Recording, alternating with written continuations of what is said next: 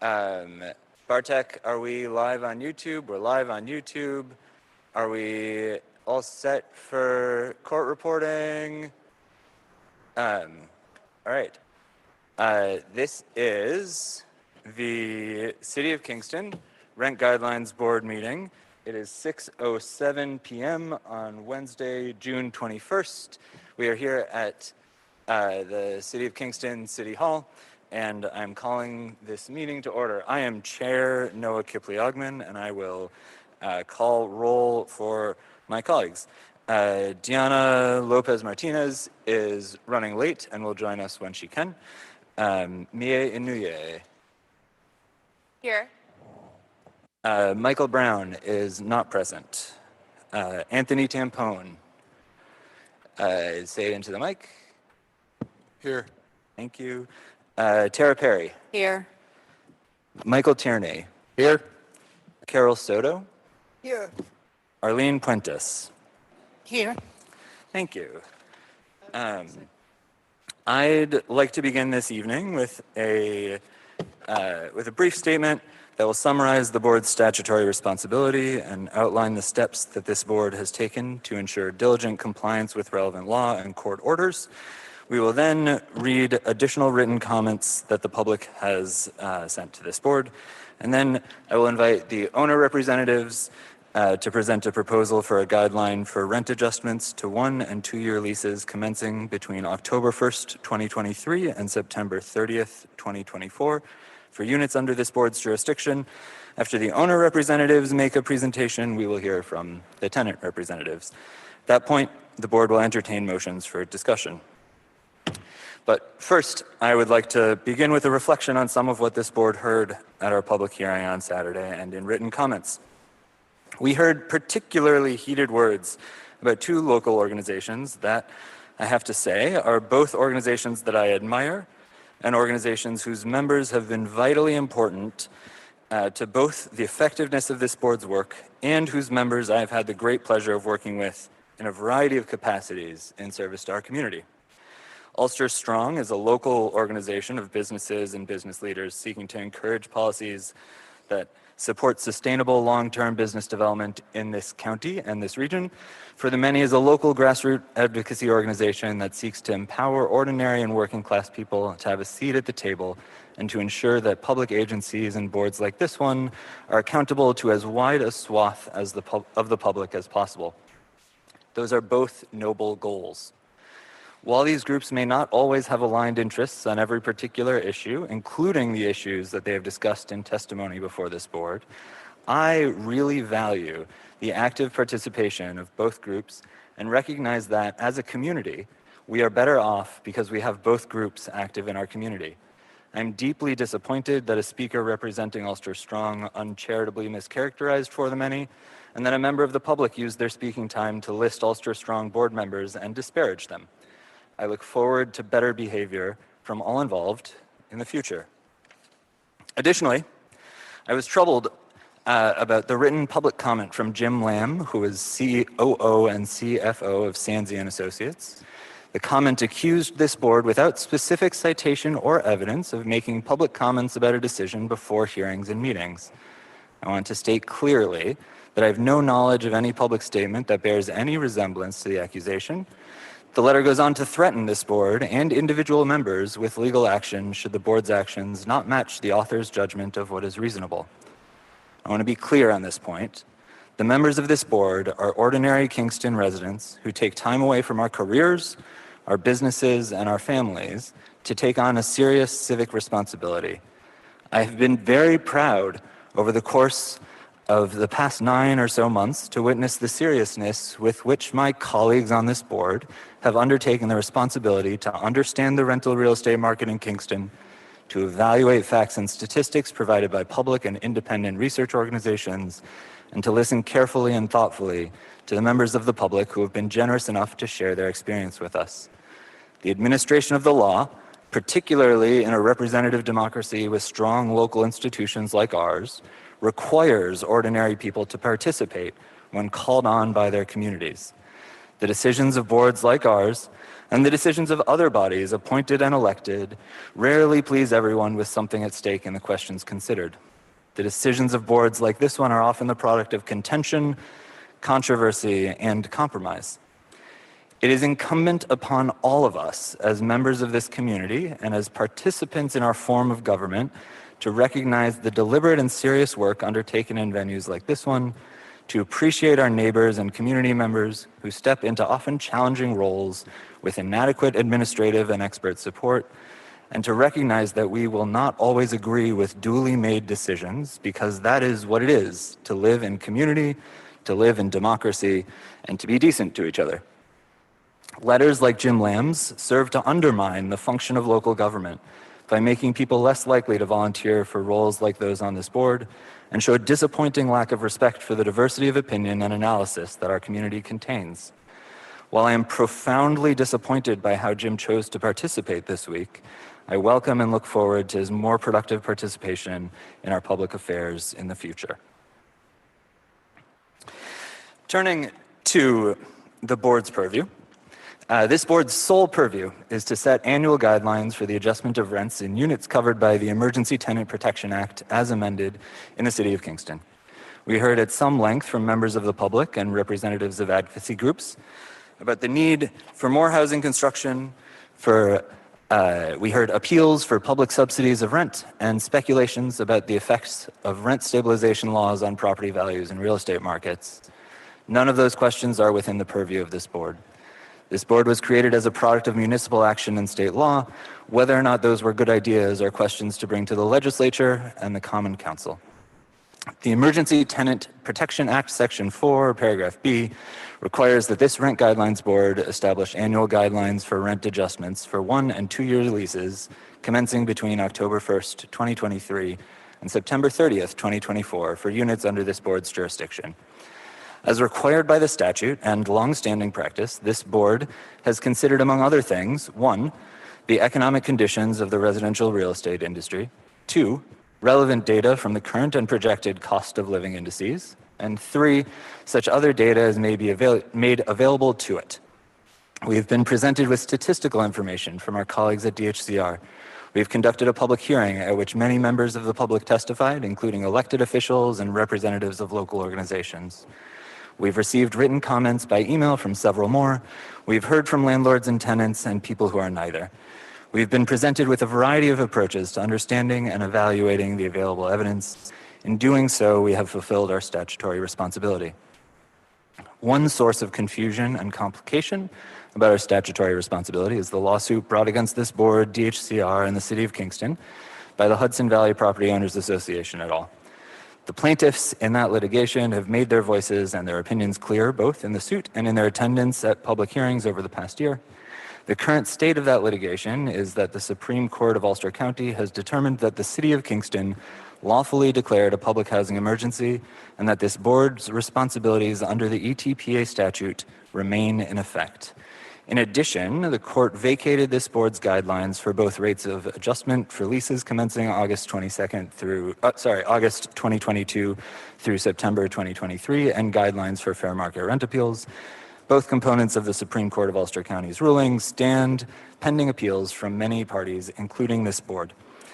Pending the results of those appeals, this board has not provided any replacement guidelines for the 2022 to 2023 period, nor has this board provided replacement guidelines for fair market rent appeals. As such, per the ETPA statute, no rental increases outside of the MCI, IAI, or other specific administrative procedures are legal. The decision from the Supreme Court of Ulster County to uphold the city's declaration of a public housing emergency is also in effect pending appeal, and so this board has a statutory obligation to set guideline rates of rental adjustments for housing accommodations within its jurisdiction, subject to the Emergency Tenant Protection Act of 1974 as amended. This board has received no legal advice that suggests anything other than that we have a statutory obligation to conduct the meetings and hearings leading to today's meeting, at which we will consider and vote on the guidelines for rent adjustments for leases on units within the board's jurisdiction that commence between October 1st, 2023 and September 30th, 2024. This board, of course, welcomes the correction by appropriate authorities of any misapprehension of the law on our part, as part of our commitment to carefully and diligently complying with the law and with valid judicial orders. I'm going to take a minute to reflect on the data that this board has received. Much of the data that this board gathered in fall 2022 is still up to date.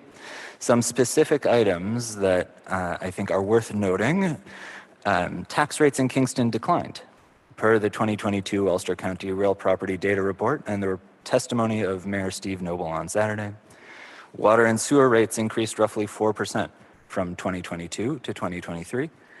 Data from Ulster County's 2022 Rental Housing Survey shows that between 2020 and 2022, average rents for studio apartments increased 7.6%. One-bedroom apartment rents decreased 4.2%. Two bedrooms increased 5.7%, and three-bedroom units increased 18.4%. Medium rents were more stable, with the exception of a 10.4% increase in three-bedroom rents. The vacancy rate, calculated from a small sample because of the non-responsiveness of building owners, was 1.05%. The advertised rent of available units in Ulster County increased by dramatic rates between 2020 and 2022, north of 30% for one-bedroom units and 45% for two-bedroom units. The county report also highlights that more than half of renter households are cost-burdened, paying more than 30% of their income in rent. 28% are severely cost-burdened, which means that they pay more than half of their income in rent. Pattern for Progress has not yet updated their annual out-of-reach report, which this board found particularly useful in understanding the economic conditions of renters and the fact that median earners in our community cannot afford median rents. I want to especially commend Rich Lanzarone of the HVPOA, who's here tonight. Thank you, Rich, for bringing this board key pieces of data to inform our decision-making. It's appropriate and appreciated for the HVPOA to argue assertively for its members' interests, and I appreciate that instead of bringing invective and polemical assertion about dire hypothetical consequences of the law that created this board, the HVPOA brought an argument for its members' interests rooted in data and research and careful argument. I appreciate that, Rich. This board is created by state law and assembled by state and local cooperation to be composed of members of the local community who can ably represent the interests of tenants and owners, and members of the public who bring expertise in housing, finance, and economics. I'm proud to be a member of a board as well equipped in professional and academic expertise to evaluate the data before us. I want to appreciate HVPOA's assembly of data, and I want to remind all of us that this board is appropriately empowered to use the data to guide our independent decision making. At this point, I would like to turn to some of the written comments that we've received. I want to start with the answers that DHCR has provided to the questions that this board submitted to DHCR last week. And I will read questions and answers, and I will encourage my colleagues on the board to interrupt when they need clarification from DHCR staff who are present, if that sounds good. All right. Here is a memo to Kingston Rent Guidelines Board from board members' questions dated today, June 21st, 2022. As per your request, please find responses to your questions concerning Kingston data. Initial registrations. 64 buildings were initially identified as subject to ETPA regulation. This report suggests that only 30, fewer than half, have registered. Is it a legal requirement for building owners to register their buildings? The answer is pursuant to the Emergency Tenant Protection Act, owners are required to file initial registrations and annual registrations. Please note that owners continue to file late registrations. Question 2. Was that legal requirement changed by the decision of the Supreme Court of Ulster County? Answer, the pending appeal does not affect the registration requirement. And that is the same answer for question 3. Question 4, what are the consequences of a failure to register? Failure to comply and submit the initial building apartment registrations may result in formal proceedings commenced by DHCR seeking penalties against the owner, its corporation, and their property or properties. 5. What is DHCR doing to increase the rate of compliance with the law? The agency is reaching out to owners and setting up work sessions via WebEx or Zoom to assist owners in the completion of the registrations. There are no other agencies involved in the process. 6, how many challenges to initial registrations were filed? There are approximately 50 challenges to the initial registrations that have been filed in the form of a fair market rent appeal. 7, where are those challenges in the process of review and adjudication? Answer, as the Kingston Rent Guidelines Board decision on the look-back period is currently under appeal through the courts, those challenges are being held in abeyance. Yes, Michael. Yeah, I actually just wanted to comment on the initial registrations. I was personally shocked to find today that my apartment registered because I never received any confirmation like I was supposed to in the mail that they ever registered. That's 23 John Street.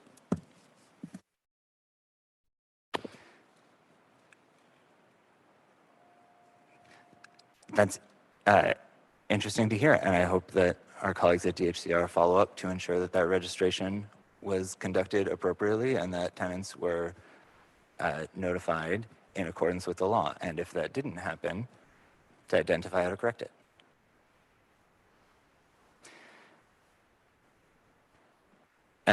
Question 9. How many buildings have filed hardship applications to increase rents because rental revenue at the legal regulated rents cannot cover the cost of operating the building? Answer, there are no current hardship applications filed for Kingston. 10. How many buildings have applied for exemptions from ETPA regulation either because of substantial rehabilitation per ETPA 5A5 or complete vacancy per ETPA 5A 5A?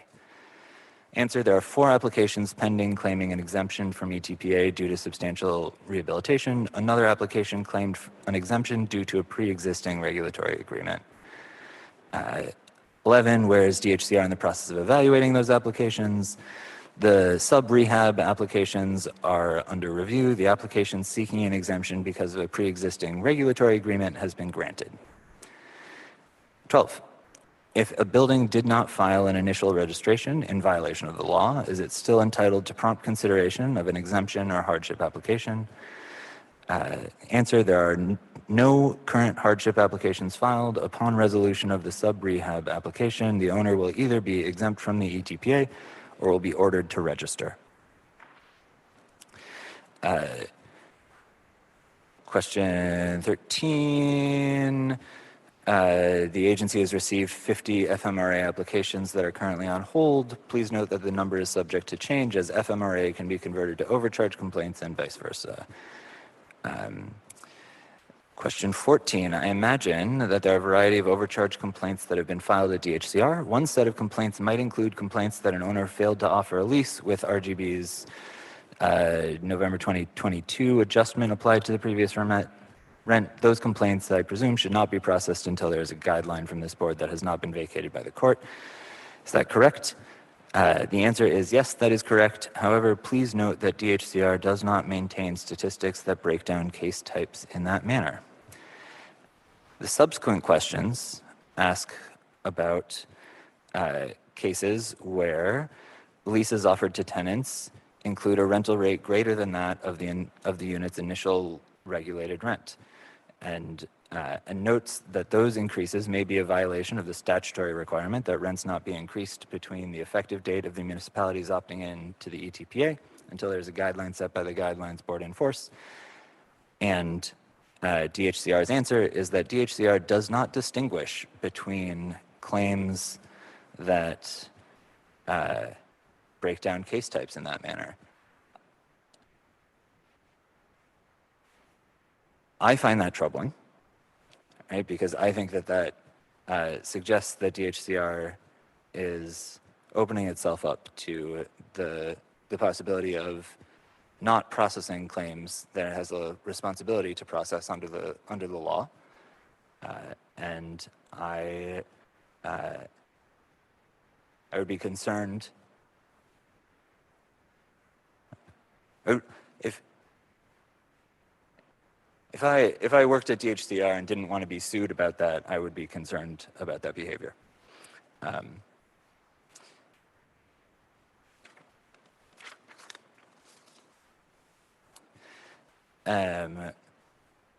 Question 20, about the type of reports that boards get. Only 5 comparable surveys were received from answers. That is not enough data to analyze and compare.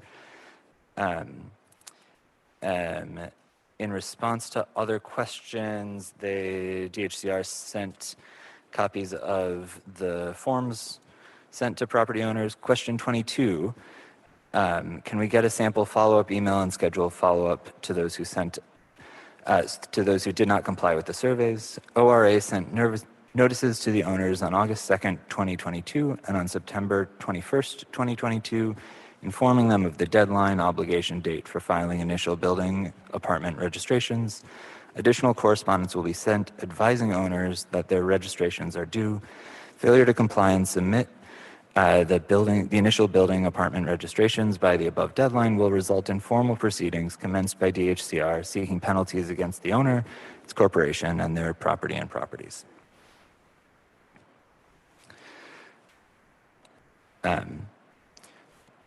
Question 23, understanding that HCR believes that the number of ETPA units are fluid at this point, what percentage of units are owned by the 50% of property owners who have registered?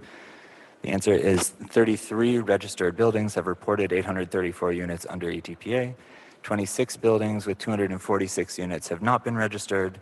4 buildings with 37 units are claiming exemptions. 834 units have registered out of the expected 1,117 total units under ETPA, approximately 75%. I'd like to note that Diana Martinez has arrived and has joined us. Thank you. Hi. Of the 50% of property owners who responded, are they mostly LLCs or individual owners?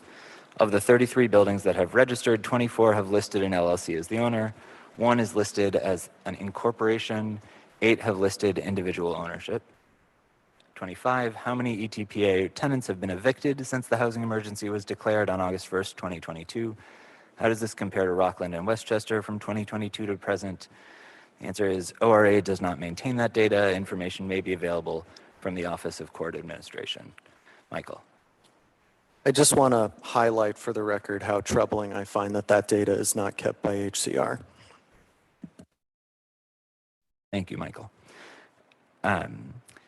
DHCR provided a list of the properties and units, and when asked, what, if any, data do we have on current rent ranges for each unit size, studio, 1 bedroom, 2 bedroom, etc.?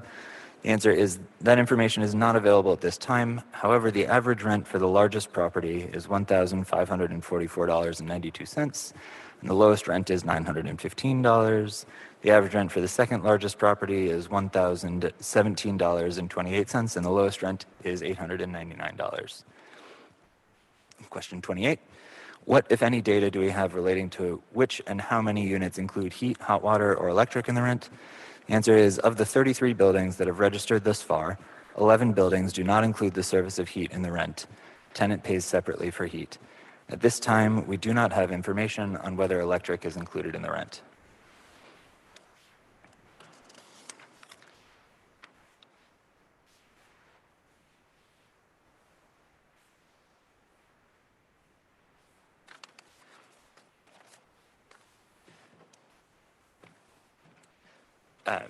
At this time, I'd like to read some of the other written comments that this board received into the record. This is a letter from the Ulster County Regional Chamber of Commerce. On behalf of our members, the vast majority of whom are local small business owners, we would like to ensure that their voices are heard. In that regard, please consider the following information before making any decisions. The majority of housing providers in Kingston are small local businesses who provide much needed, affordable, and safe housing. The vast majority of rents are significantly below what is considered affordable. Many housing providers have not raised rents for several years. Local housing providers have been squeezed by large increases in energy, materials, and labor prices. Rents are the only source of revenue to allow the continuous upkeep required by Kingston's aging housing stock. Consider the fact that if you deprive these small business owners of revenue, it will ultimately lead to disinvestment and deteriorating living conditions. Modest rent increases are needed to keep up with inflation and to keep the housing in a good state of repair.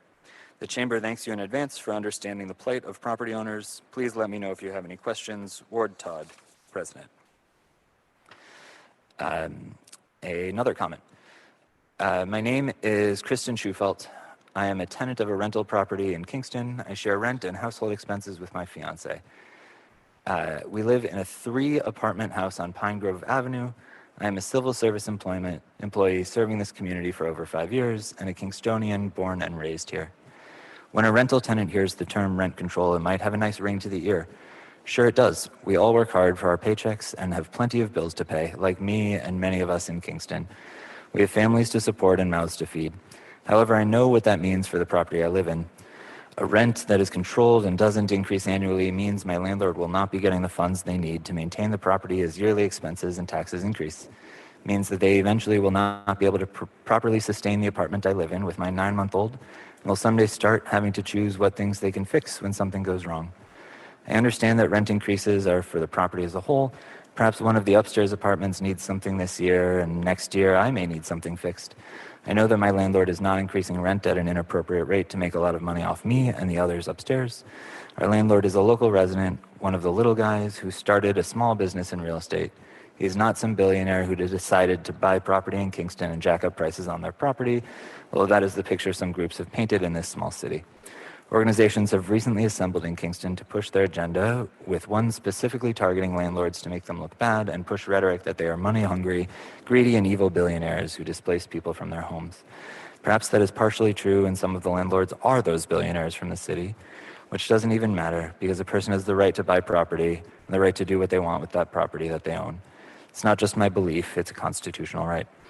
I am a tenant now, but want to own property someday. As a woman and a mother, I want to show my child I worked hard and earned enough money to buy a home. I want the same rights to my property that have been around since the amendments to the Constitution were written. Rent control is only the start of tampering with people's rights here in Kingston. But let's put the politics aside and do math instead. When a restaurant incurs higher costs of ingredients on their menu, they have to increase their menu prices. When a retail store incurs higher wholesale prices, their retail prices go up. If they don't raise their prices, they will have to close their doors. It's the same for landlords. Property costs rise, rents rise, and if they can't increase their rents, they will have to close their doors. Literally. It's very simple. Controlled rent plus increased cost of property maintenance and taxes equals negative funds and unmaintained properties. Leaves no margin to pay a mortgage and take care of the property. I'm not even a property owner yet, and I know this to be true. Lowering rent will deteriorate our current limited housing properties and ultimately deteriorate our community. We can't lower rent or keep rents at the same rate year after year. It's not the answer to the housing problem. We need investors and builders so that we can build properties and apartments here and find a real solution to this housing problem. We don't have enough units and we need more. However, potential buyers have gotten wind of this rent control proposition and the possibility of other property regulations in Kingston and have already gone elsewhere, choosing other cities, towns, and counties. 20 years ago, Kingston was deteriorating. It was not a place to find jobs and start families. Graduating high school students ran away to college if they could. I know because I was one of them. Kingston is finally on the map as a wonderful and fun place to be. We received a downtown revitalization grant in Kingston and cleaned it up around here. Are there other grants we can apply for to help the housing issue? If we don't find ways to build Kingston up, whether through public or private funding, people will leave. They've already started to flee, and it's not because the rents are too high. It almost seems like the goal of this board is to invest less in our community and drive people away than it is to bring and keep people here. Why are we discouraging people from coming here? I ask that the Rent Guidelines Board please consider the Kingston community when making the decision on rent control at Kingston. Let people invest in Kingston and keep it a great place to be. If you vote for rent control, you're voting against a beautiful place to live and work. Another statement for the many stationery. Dear Kingston Rent Guidelines Board, thank you so much for the opportunity to provide I think this is a statement that we heard in person on Saturday, so I'm not going to read it. This is a letter from Sarahana Shrestha, New York State Assembly Member, District 103.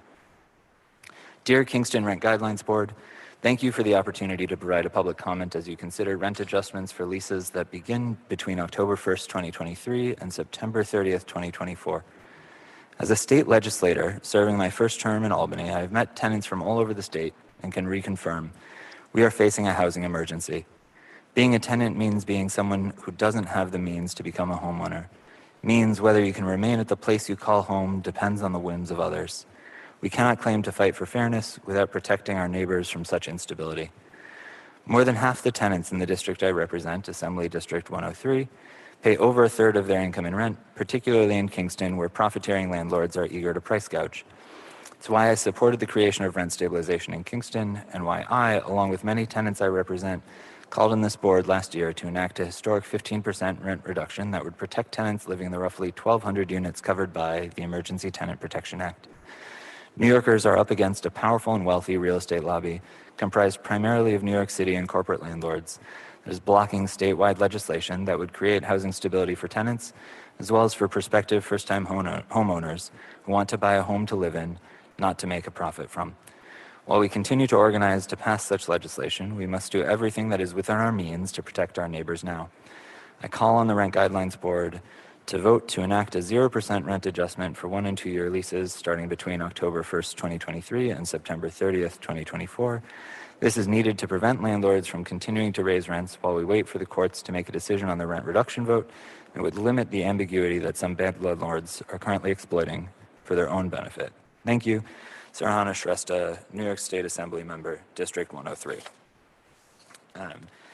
The remaining comments that came by email will be entered into the public record, but are from folks who already had an opportunity to speak. So thank you, Rich. Thank you, Michelle. Yeah. We actually got one more in just before this started that I'd be happy to read off. Please. This is from County Executive Jen Metzger. The subject line is support for a 0% rent adjustment in Kingston. Dear members of the Kingston Rent Guidelines Board, I am writing to you in my capacity as Ulster County Executive to express my support for a 0% rental adjustment for applicable buildings under the law for the upcoming period. The urgent housing crisis in Ulster County, particularly in the city of Kingston, necessitates immediate action to protect our vulnerable residents from further hardship. Ulster County is facing a housing crisis characterized by incredibly low vacancy rates, exorbitant rental prices, and a severe shortage of emergency housing options. These circumstances have placed a tremendous burden on our residents, leaving many struggling to secure safe and affordable housing for themselves and their families. Of significant concern is that over half, and that is bolded, of the individuals and families seeking emergency housing assistance from the Ulster County Department of Social Services are residents of Kingston. This statistic underscores the urgent need for intervention to address the escalating rental costs in the city and prevent further displacement of our community members. Thank you for considering my request and for your diligent efforts in addressing the critical issue of housing affordability in our county. Sincerely, Jen Metzger, Ulster County Executive, and that was sent to HCR 46 minutes ago. Thank you, Michael. Having heard the last comments from members of the public, I'd like to turn to the owner reps on the board, Tara Jr., to present a suggestion for this board to consider.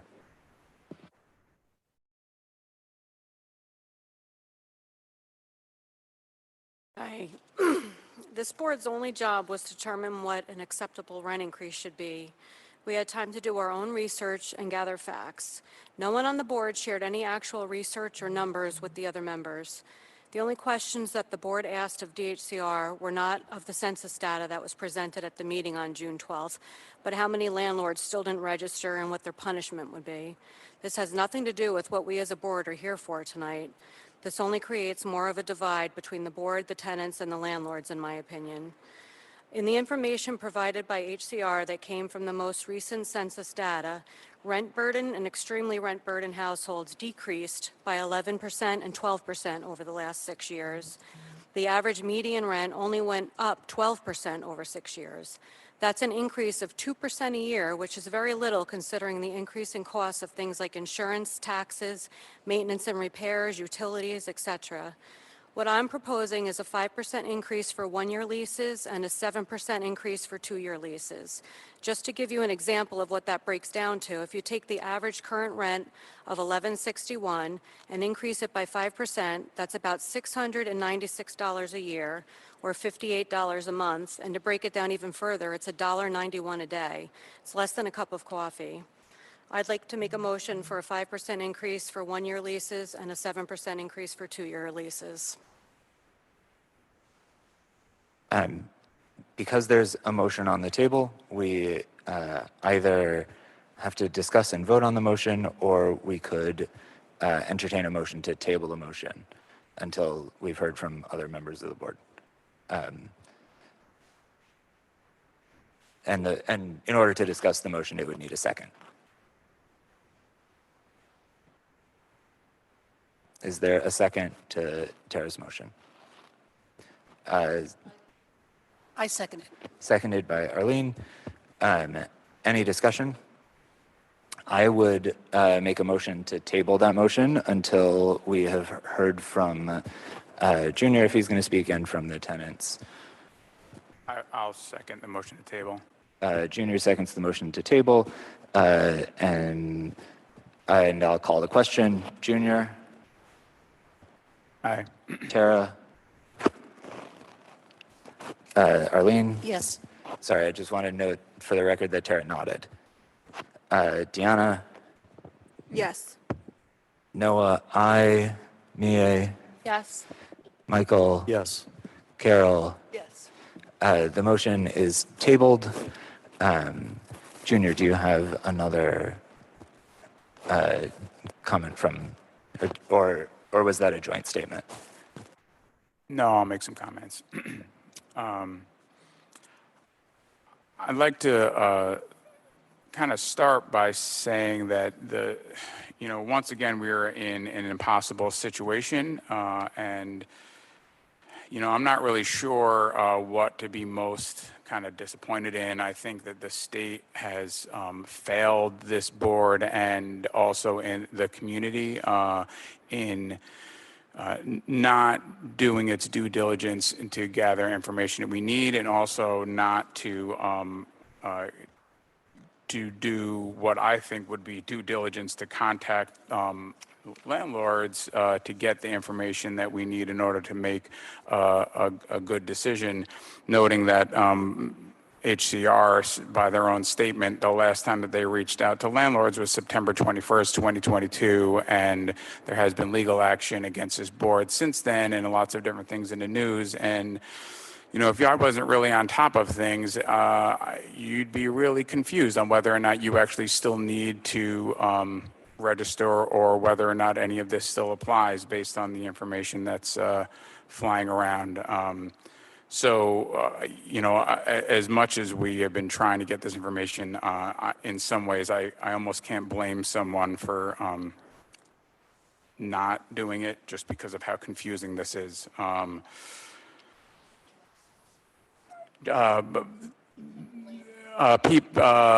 Property owners for not complying based on how difficult the state has been making it and how little information they have shared with property owners.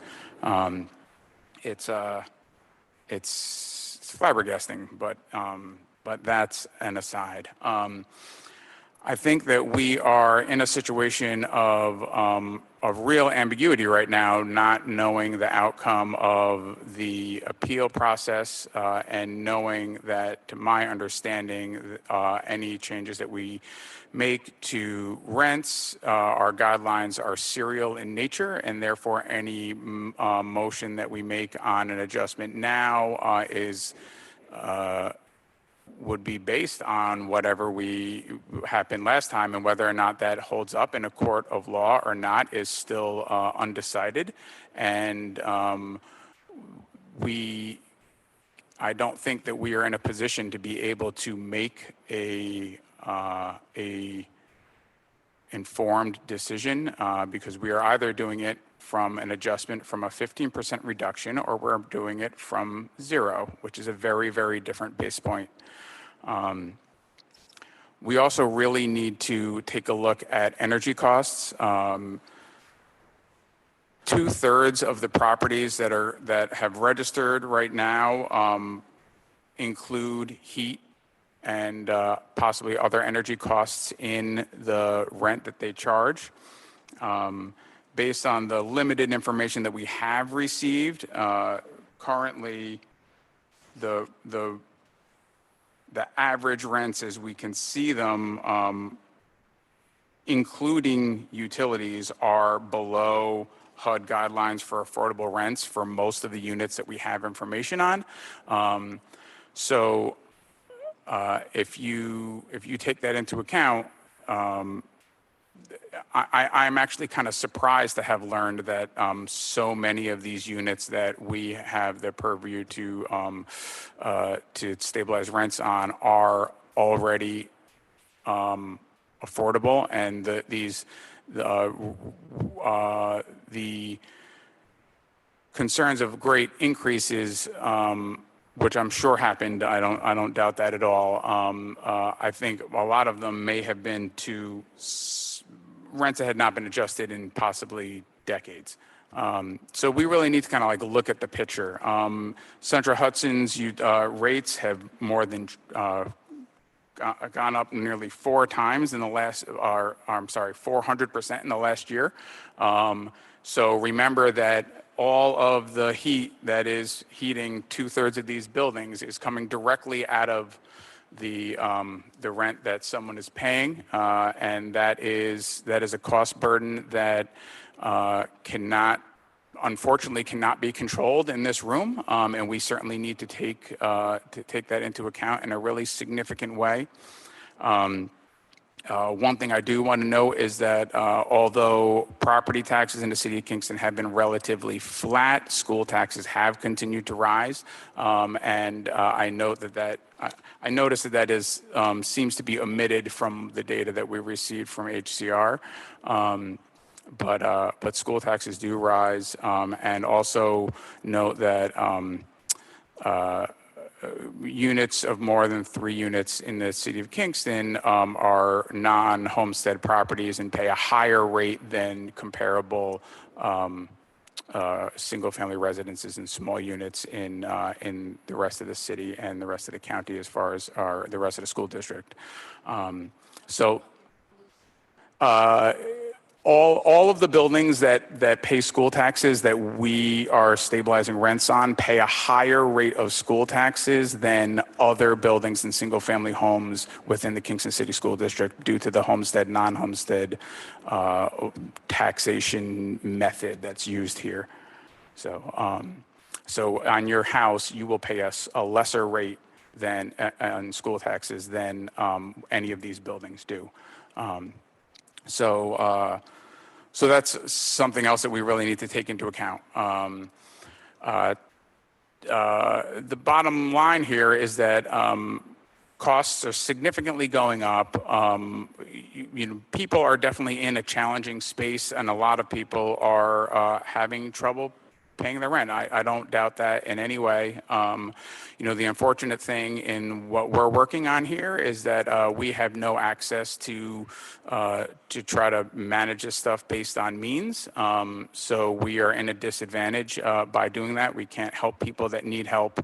Instead, we have a really, really blunt sword to work with, and it's a terrible tool. Based on that,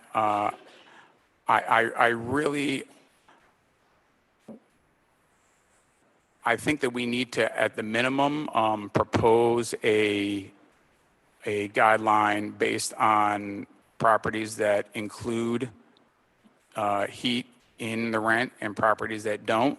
We've been instructed by HCR that we do have the power to do that. In any circumstance, at the bare minimum, the guideline that includes heat needs to be a raise for sure. That's a burden that is only going to continue, and I really urge both of our state representatives that commented on our work here to try to work harder on alleviating that. Central Hudson has some of the highest rates in the state, and we are suffering from that. But I find it really hard to propose a guideline due to our inability to know what we are making a change from. We don't know what we're making a change from. We don't know whether or not last year's guideline is going to stand on legal ground or not. We don't know if we're going from negative 15% of April or August 1st, 2022, or if we're going from 0 from August 1st, 2022, and then from here on. We don't know that. And that is a fantastically large variable. You know, to any person that, you know, as if you're thinking about trying to make this guideline, think about what, with, you know, your Central Hudson bill being 4 times what it was, if you got a 15% reduction in your salary and then, you know, had to figure out how to move forward. That being said, I can't really propose a specific number because we just don't have the empirical data, I think, to make that judgment. But I find it at the minimum, we do need to do an increase, and we do need to do an increase that's specifically different for properties that include utilities and those that do not. And that's all I have to say. Thank you, Junior. Yeah, Arlene. I'd like to make a comment for the records. I'm trying very hard to listen, and I'm having a lot of trouble. I'm having a lot of trouble with the acoustics, and I'm having a lot of trouble listening, and I wish we could work that out. Is it better if we are very close to the microphones? I think it's about how fast you speak, because there's an echo. So if you speak slowly, you can.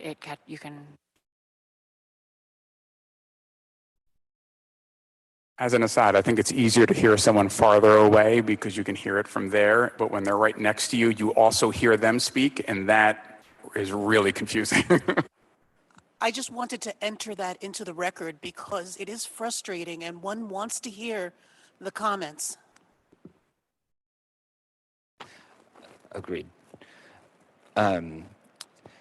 Carol, Michael?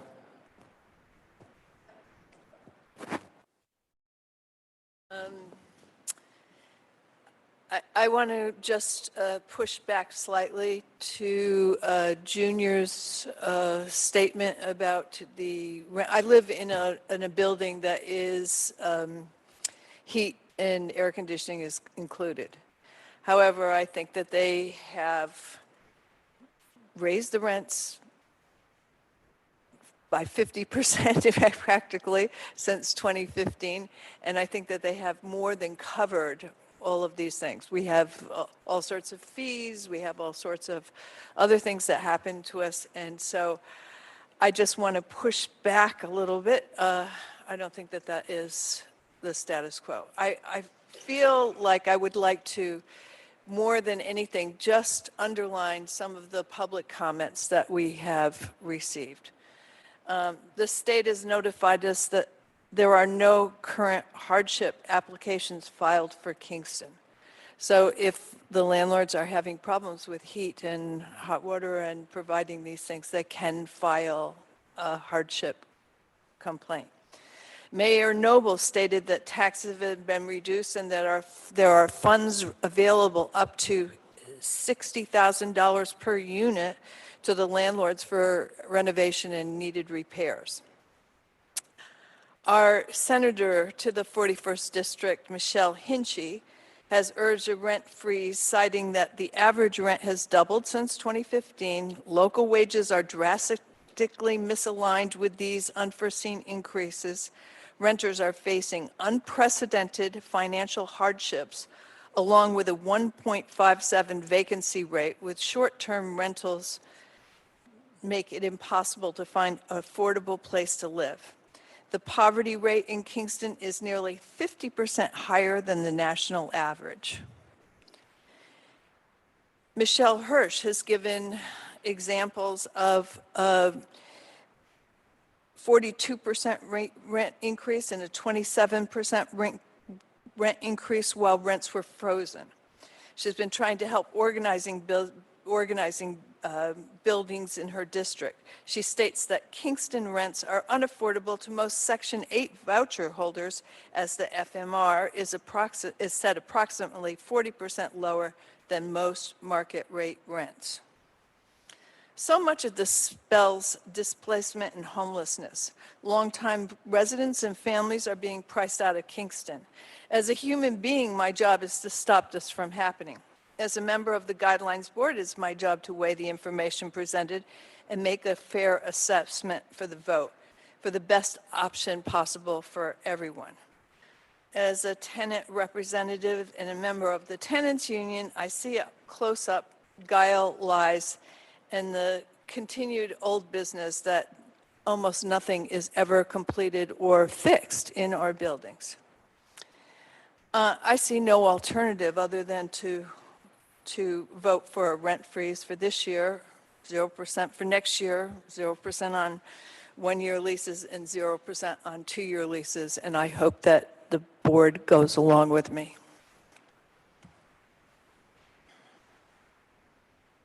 Mike. Thank you, Carolina, and I concur that we need a freeze. And we need a freeze for a lot of the number of reasons that have been listed. Almost every tenant in this city pays their own electric. We are just as much victimized by the incompetence of Central Hudson as property owners are. We also bear that burden of, I want to sort of touch on some of these comments that were read out loud today. What does it mean when the rent goes up? That means that people are going to be kicked out of their homes. That means where our emergency housing is completely full, which means that they need to move to Ellenville or be placed in Greene County or Dutchess, where your school district is obligated to bus them back to Kingston, raising your school taxes, raising the fuel costs. These are the consequences of kicking people out of their homes. We want to talk about small business owners. What do you do when you're not paying 30%, 60%, 50% of your rent? You're going to the store, you're going to our small businesses, which also pay an exorbitant amount of commercial rent, and you buy their products. You go buy a car, you save up to buy your own home. You can't do that when you're giving 60% of your income to your landlord. I really want to push back on the harm that's done when the rent is raised. $660 a month, a year, is a lot of money for a lot of people. The average income in our county is only something like $50,000. That's a huge dent in somebody's cost. That's the choice between new eyeglasses if you don't got good health insurance. That's the cost of sending your kid to daycare if you don't have a multi-generational family that you can count on for that. There's real human costs to raising the rent. And there's real human costs. We were not put on this earth to pay rent. And at the end of the day, speaking just from a legal standpoint, right now it's in adjudication on whether or not our negative 15% rental adjustment is true. It's the position of this board. Sorry, I thought we got to speak fast, so we've got to avoid the echo. Slower. We want to hear you. So, it's the position of this board, it's the position of the Attorney General of the state of New York that we were on the right side with a negative 15% rental adjustment. Any kind of increase is going to throw that calculation out of whack. People are going to be left confused about how much money they actually owe their landlord and how much their landlord may owe them. And it will create more confusion to raise the rent at all. I concur with my fellow tenant representative that we need a freeze for 1 and 2 year leases, for leases with and without heat and hot water. And I believe it should be the position of the board that we should have 0% rental adjustments for the foreseeable future, because we, as a supermajority last year, can reset the years of price gouging and real estate speculation that have been put on all of our backs. You know, our city is a living, breathing thing, and it's made up of us tenants and workers who make this city function, and we need to continue to have this to be a livable city. So thank you all. I hope that we can, I would put forth a motion that we have a 0% rental adjustment for 1 and 2 year leases, as well as those with heat and hot water. Thank you. Thank you, Michael. Thank you, Carol. Thank you, Junior. Thank you, Tara. I'd like to return to Tara's motion and, what's the word, take it off the table. So we have a motion that I'd like to return to consideration from Tara, seconded by Arlene, to increase rents by 5% for 1 year leases, commencing between, hold on, I wrote this down, commencing between October 1st, 2023 and September 30th, 2024, and a 7% adjustment for 2 year leases within this board's jurisdiction commencing during that same time period. Is that the correct motion, Tara?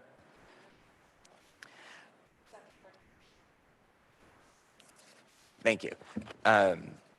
Any discussion of this motion, or I would entertain someone wanting to call the vote, call the question.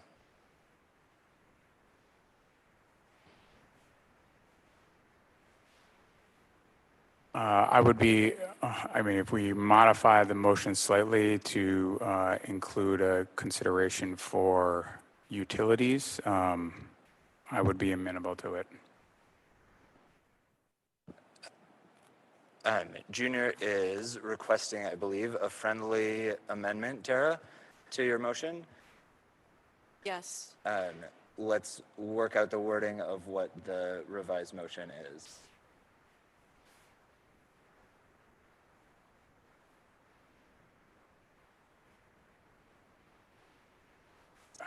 I mean, you know, I feel like we're very much shooting from the hip on all of this, but definitely, I think that those numbers for units that include utilities seems fantastically reasonable, and I think that we might be able to. I hope that we might be able to get some consensus with a slightly lower number for those properties that do not include utilities in the rent. Do you want to name those numbers? I mean, I'd say knowing what Central Hudson bills are, it's like hard to say. It does, like, there's no increase that could that wouldn't make a difference of. But I mean, I'd say 1% and 3% for those properties that don't include utilities, and Tara's 5 and 7 for those that do. So, if Tara accepts this as a friendly amendment to her motion, the motion that we will turn to discussing is that the Kingston Rent Guidelines Board sets a 5% adjustment for 1 year leases and a 7% adjustment for 2 year leases in units where utilities are included within this board's jurisdiction that commence between October 1st, 2023 and September 30th, 2024.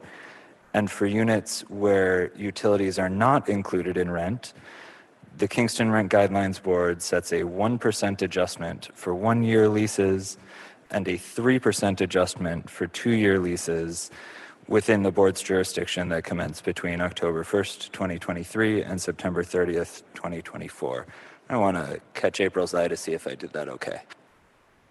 Great. A point of Tara, clarity. is that an acceptable friendly amendment? Can you just clarify that utilities means heat? Yeah, so I was just bringing that up. A point of clarity, I would say that instead of saying utilities, we would say heating energy. Perfect. So the motion for discussion is the Kingston Rent Guidelines Board sets an adjustment for units with heat included in the rent of positive 5% for 1-year leases and positive 7% for 2-year leases. And for units without heat included in the rent, sets an adjustment of 1% for 1-year leases and 3% for 2-year leases. All of those for units within the board's jurisdiction for leases that commence between October 1st, 2023 and September 30th, 2024. Tara, is that an acceptable friendly amendment? Yes, that's acceptable. Is there discussion of the motion? Mia? I have a concern about both the increase, but also the differentiation between units that include heat and those that don't, because a major theme of the tenant testimonies that we heard at the public hearing was that there are landlords who say that heat is included. So for instance, I think some tenants who are here testified that that their landlord says heat and hot water are included, but the furnace is actually powered by electricity, which is not included. So effectively, their utilities are not, like their heat is not covered. So given how often that came up, it just makes me think that there are lots of ways that landlords could exploit the ambiguity in that kind of a decision. So I'd just like to kind of respond to that. And I kind of wanted to bring this up in the public hearing, but it didn't seem that important. So if, let's say a property owner pays for natural gas, right? That's the heating energy. It's centrally metered, however that works. And the individual unit tenant pays for electricity. It is true that the furnace requires some electricity to turn on. The vast majority of the cost to operate that is the energy supply for the heat. The actual energy supply for the heat comes from the natural gas or maybe oil, or if it is an electrically heated unit, and the units like heat pumps or something like that. If under this proposal, if the heating energy is supplied by the property owner, then it would fit into that category. Also, remember that most any lease is going to state that a tenant is required to maintain operational state of the unit. So, like you can't live. I mean, I don't know of any. This is boilerplate lease stuff, but if you can't live in an apartment without electricity like hooked up to it. So like if you wanted to be a person that lives with no lights, I mean, I guess you could possibly do that, but your lease would stipulate that that's not allowed, right? And that's boilerplate that exists everywhere. So that's kind of how it works, So it's like, the amount of electricity it would take to run a furnace, might be a handful of dollars a year. But the amount of energy that it uses to run the natural gas component of that could be thousands of dollars per year. Just to kind of clarify how that works, because I think that a couple of the tenants that testified Yeah, if you want to shut the power off to your furnace, you're not going to have heat. That's not really the landlord's problem. You know, it's like it was a choice that the tenant made. You know, is that clear? Does that make sense? Well, I mean, that might be true, but that's not what people were saying. Like, people were saying that they're, paying for their heating, even though it's technically included. And I don't know exactly why that would be, but it was a common, it was a common concern that tenants raised. I think that was raised because people didn't understand what they were actually paying for and what they were not. And those types of things can be sorted out through service complaints with DHCR if that is a problem. That's one of the reasons why that's there. There are also like shared meter laws in New York State. So like there's a lot of recourse to whether or not someone is paying for something that they are not getting, especially in,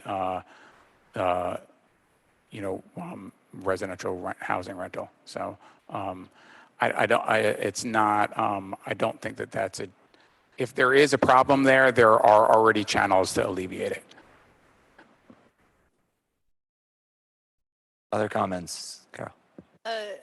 Living in Stony Run, I understand that was a problem. And what I mainly have to say, though, is that a 5%, a 7% increase in the Stony Run rents would be not only a hardship, it would be unthinkable for most people. People are hanging on by the skin of their teeth. We mostly have seniors. People are hanging on by the skin of their teeth. They have very little. We heard all of the testimony, and which is why the board voted for a 15% decrease. We can't raise the rents for Stony Run more than any other place because they have heat included.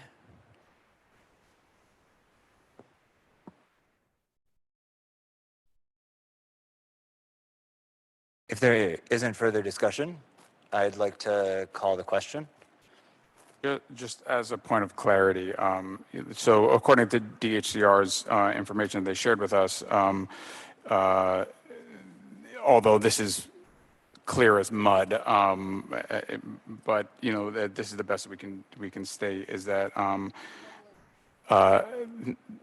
based on the information that DHCR shared with us, and again this is clear as mud because it's not a very good set of information, but the average rent at Stony Run, where most units, as I understand it, are 2-bedroom units, right now is $1,544, and if our guideline from last year is held up, the new rent would be $1,312, and then you put in what the new guideline would be, and it would be $1,378 would be the average rent in that building, which is still a significant reduction from what the current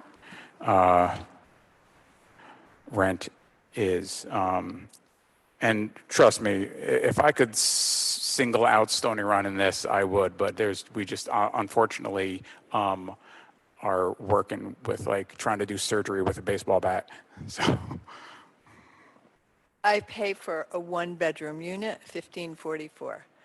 And the thing that I want to impress upon you is that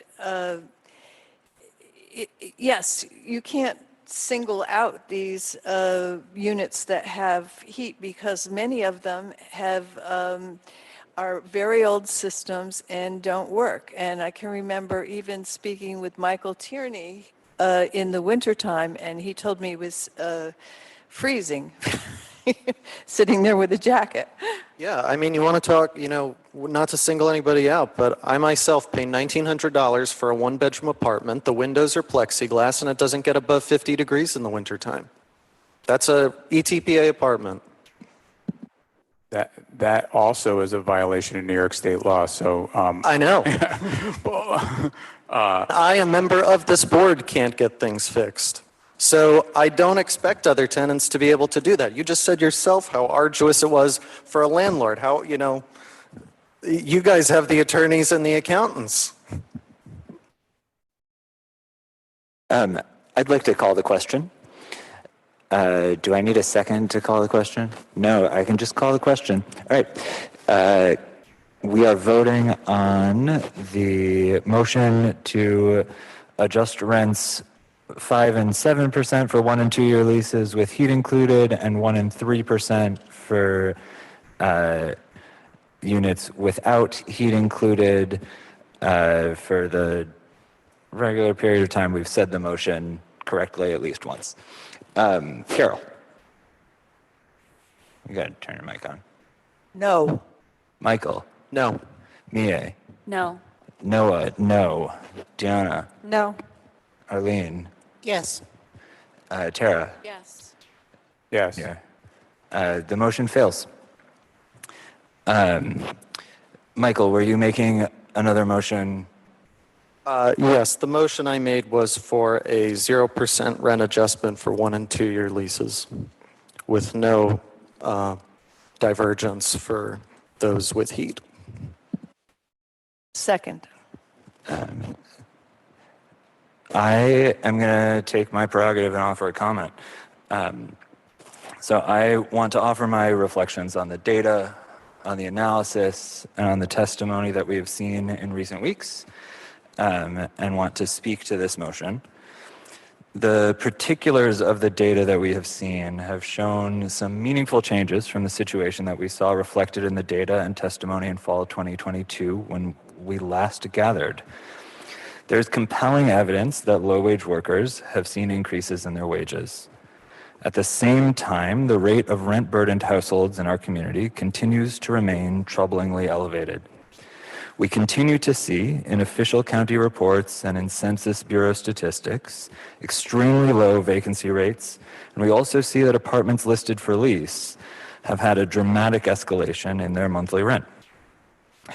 Inflation is perhaps slowing, but remains stubbornly high, which is a burden for both renters whose take-home pay, even when it's gone up, goes less far, and also for owners for whom the basic costs of maintaining a building continue to escalate. In many ways, then, I see the situation in our rental real estate market as very similar to where it was in fall 2022. On Saturday, and in written testimony, this board heard from landlords and tenants concerned that without a positive adjustment to regulated rents, landlords would be unable to maintain buildings and renovate units.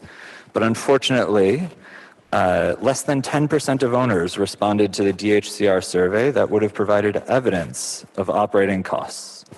This board must rely on data and on careful economic analysis by the professionals at DHCR, and I encourage owners to more proactively participate in the data gathering processes that DHCR operates. We cannot use anecdote and what ifs in the place of data. That would be irresponsible. Additionally, I want to flag 3 sources of funds and rental adjustments that owners have access to for the purpose of maintaining and investing in their properties. If a property's rent rolls cannot sustain its operating costs, DHCR provides processes called alternative or comparative hardship to adjust an individual building's rents.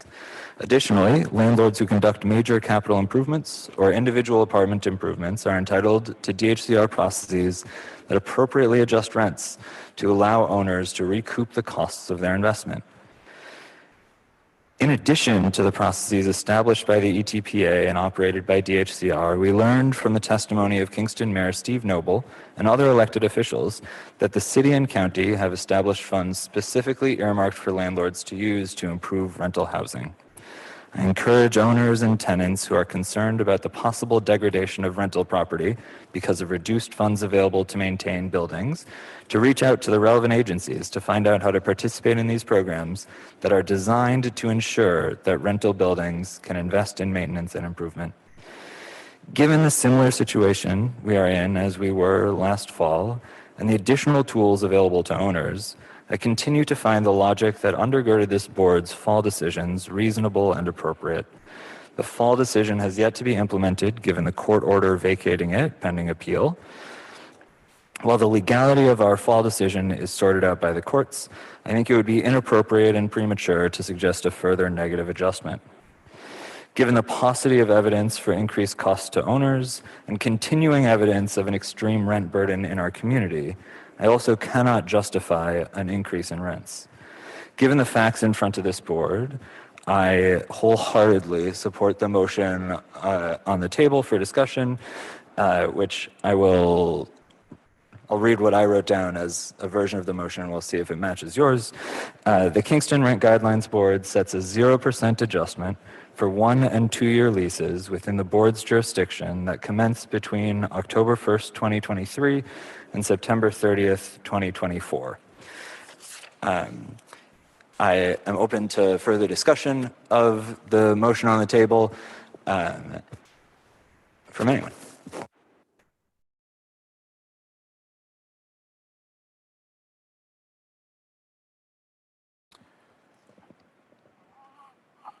I'd like to just kind of making a comment on, I think, how this process affects the broader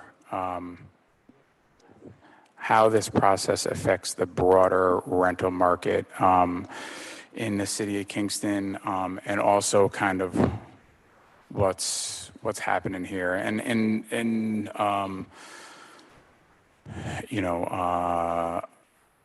based on my read of the room, it's probably going to be the last discussion that we're going to have tonight. So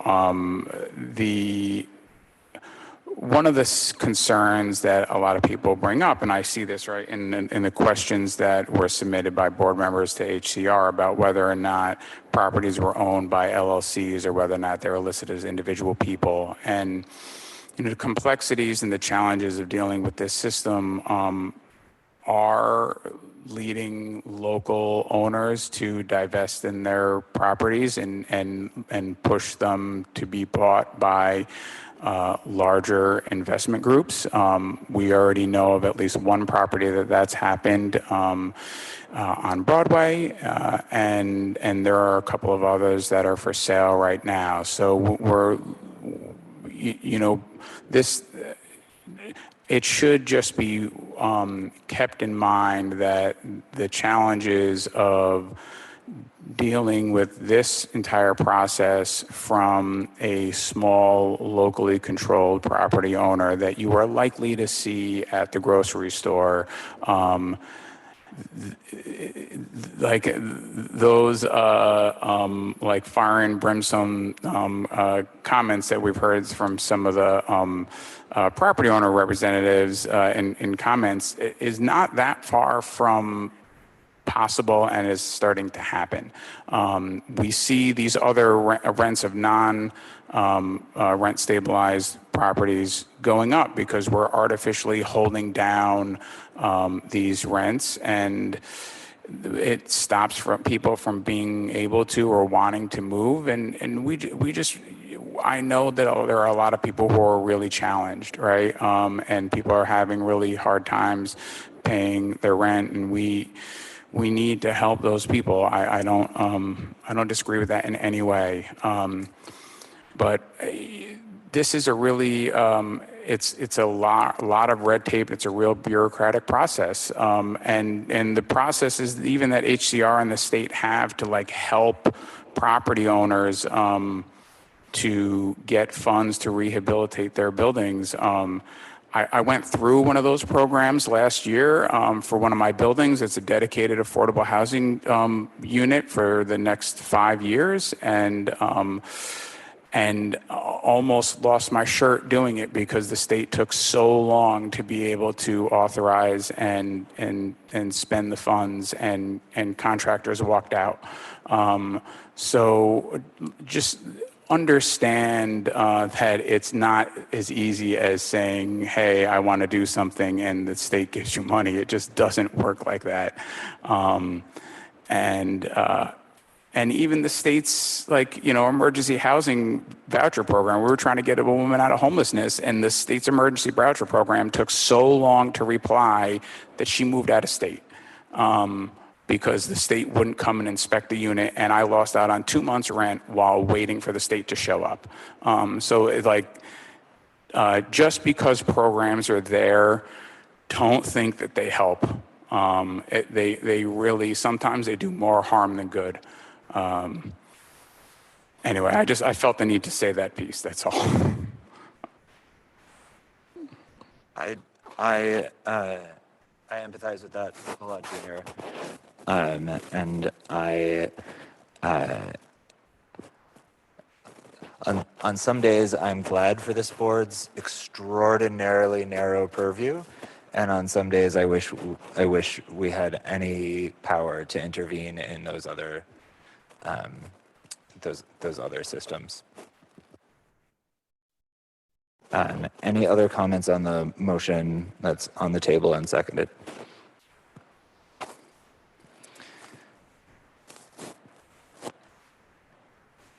Yeah, I want to express agreement with the motion, and I think that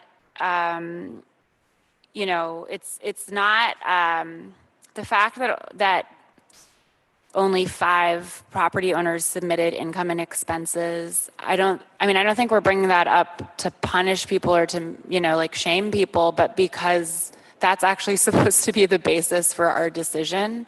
So it puts us in a really tough position. And we're supposed to have reports that we don't have, right? So given that, and I don't think it's reasonable for the state to tell us, like, well, go get the information yourselves. Like, we obviously can't administer this survey, that we don't have the capacity to do that as private citizens. So we have to kind of listen to the testimony that we received. We have to look at the general economic situation, and you can read it a lot of different ways, but I think it's important that, as we heard from Mayor Noble, commercial taxes are the lowest that they've been ever, right? That's happened over the past 10 years. As Noah said, right, that over 50% of residents of Kingston are rent burdened.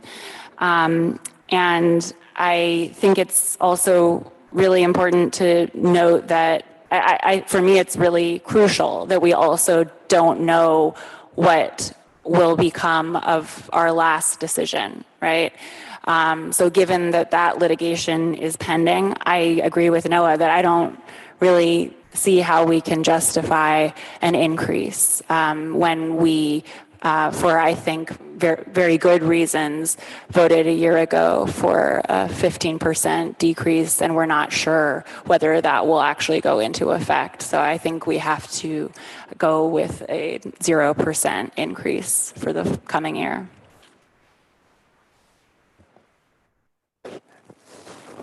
Any other discussion? I will call the question. Carol. Sorry, I'll read the motion again. The motion is the Kingston Rent Guidelines Board sets a 0% adjustment for 1- and 2-year leases within the board's jurisdiction that commence between October 1st, 2023 and September 30th, 2024. Carol. Yes. Michael. Yes. Mie. Yes. Noah, yes. Deanna. Yes. Arlene. No. Tara. No. Junior. No. The motion carries. I don't believe that we have any other business.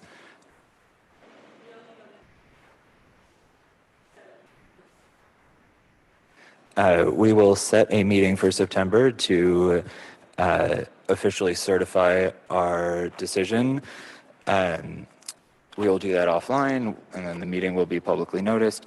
I want to take a moment while I have all of us here to express my profound appreciation for the seriousness that we as a board have taken in working through a really challenging and substantive problem with really it is we sit in a place where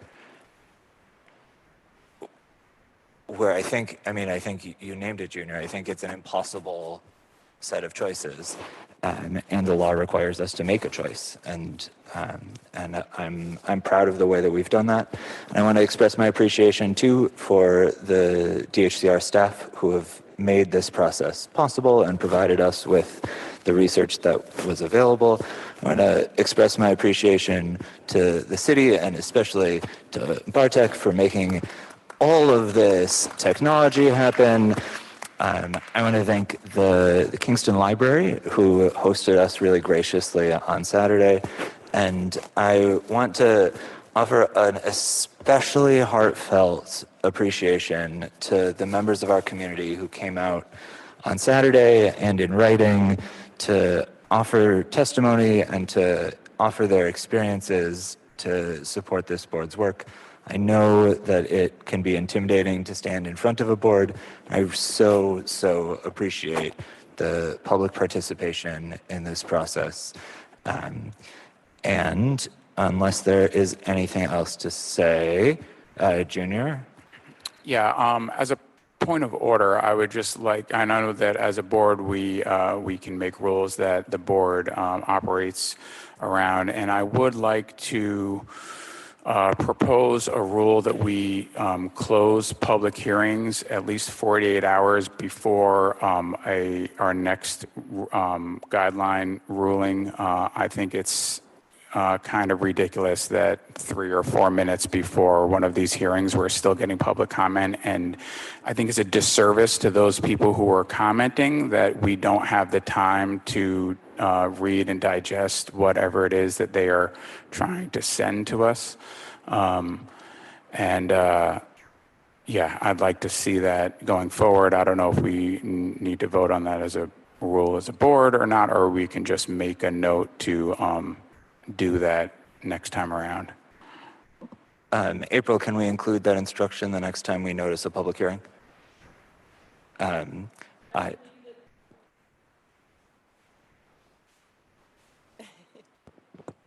I believe your public notice had a close-off date for when submissions were supposed to be accepted. I said, I believe the public notice may have had a deadline for when submissions were supposed to be done.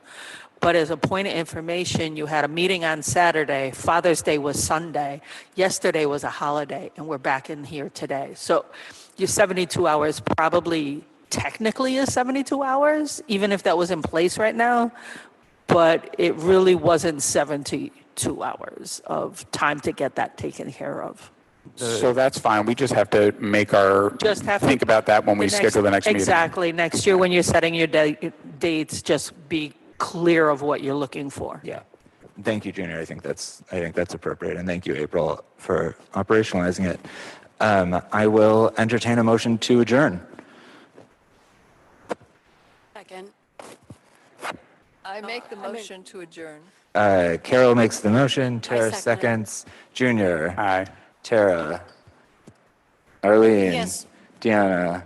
Me. I. Mie. Yes. Michael. Carol. Aye.